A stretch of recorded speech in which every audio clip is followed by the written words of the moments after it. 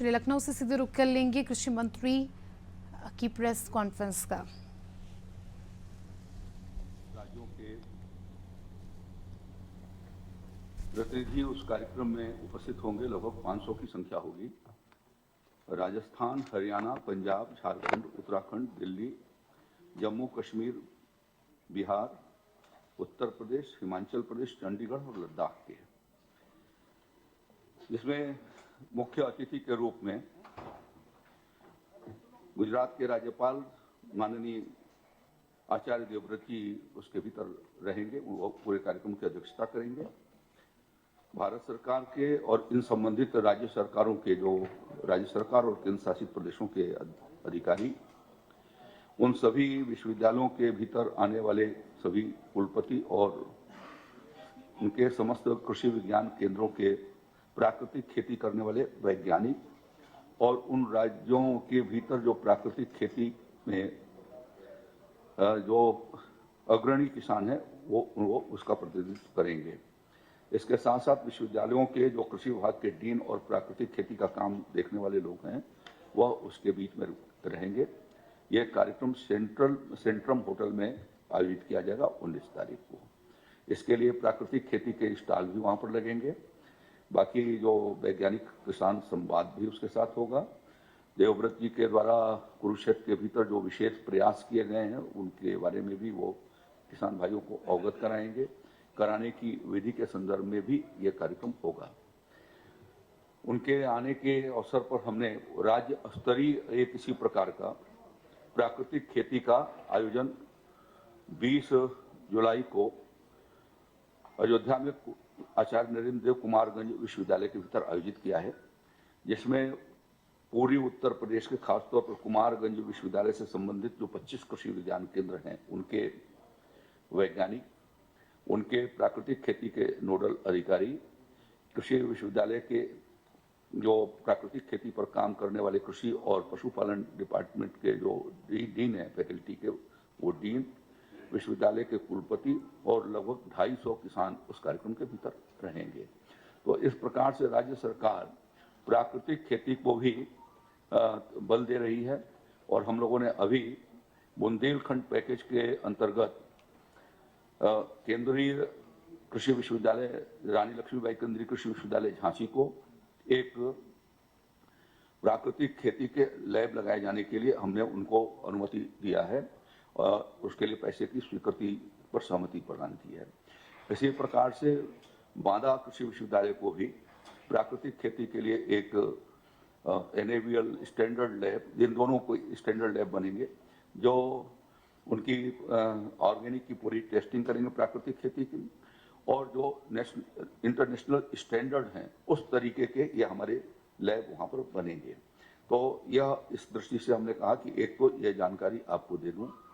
लगभग दोनों जगहों को मिलाकर के 25 करोड़ रुपया, झांसी और बांदा के लैब को मिलाकर लगभग 25 करोड़ रुपया व्यय होंगे। मैं उम्मीद करता हूँ कि 1.5 साल के भीतर वो लैब हमारा फंक्शन करने लगेगा, जिससे व्यवहारिक कठिनाइयाँ जो प्राकृतिक खेती के किसानों को आती थी टेस्टिंग की, उसका हम लोग समाधान कर सकेंगे।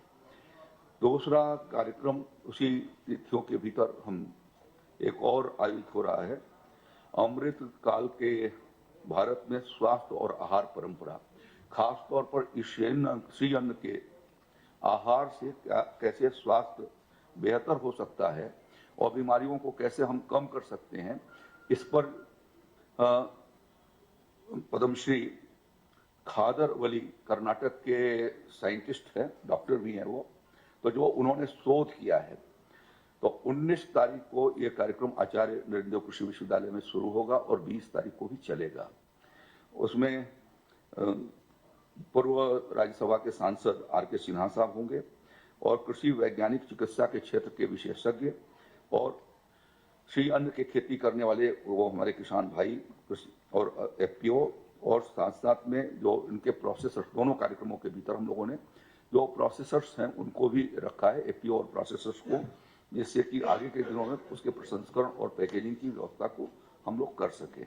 तो इस दृष्टि से यह दो महत्वपूर्ण कार्यक्रम, यहाँ 19 तारीख को प्राकृतिक खेती का कार्यशाला भारत सरकार के पहल पर, 20 तारीख को हमारी कार्यशाला आचार्य नरेंद्र देव कृषि विश्वविद्यालय कुमारगंज के भीतर होगी और जो दूसरी कार्यशाला हो रही है वो अमृतकाल में भारत का स्वास्थ्य और आहार परंपरा, जिसमें फोकस होगा श्री अन्न के ऊपर। और श्री अन्न के संदर्भ में 28 तारीख को यही आहार परंपरा और स्वास्थ्य को लेकर के बांदा कृषि विश्वविद्यालय में भी 26 जुलाई को हमारा आयोजन श्री अन्न के ऊपर होगा। तो इस तरीके से इन दोनों चीजों को फोकस करने के लिए ये हम लोगों ने ये कार्यक्रम यहाँ पर रखा है।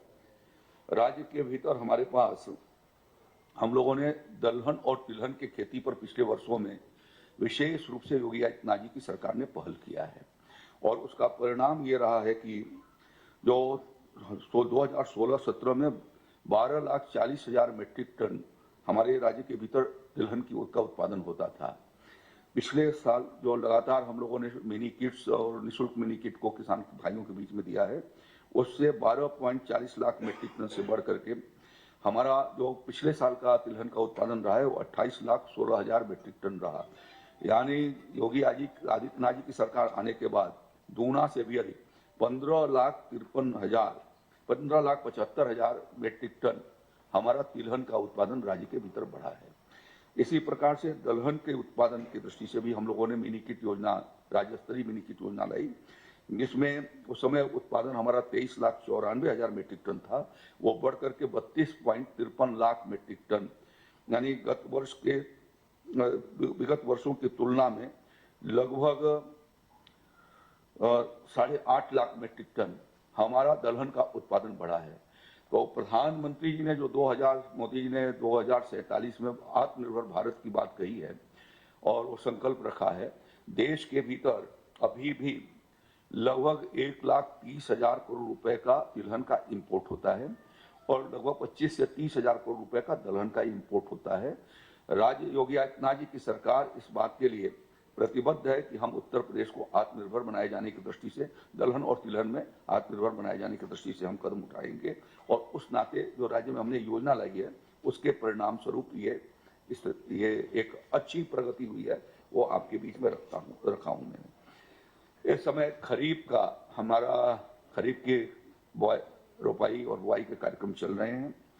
इस साल हम लोगों ने अब तक 34,75,000 हेक्टेयर के भीतर हमारा आच्छादन यानी फसलें लगाई गई हैं।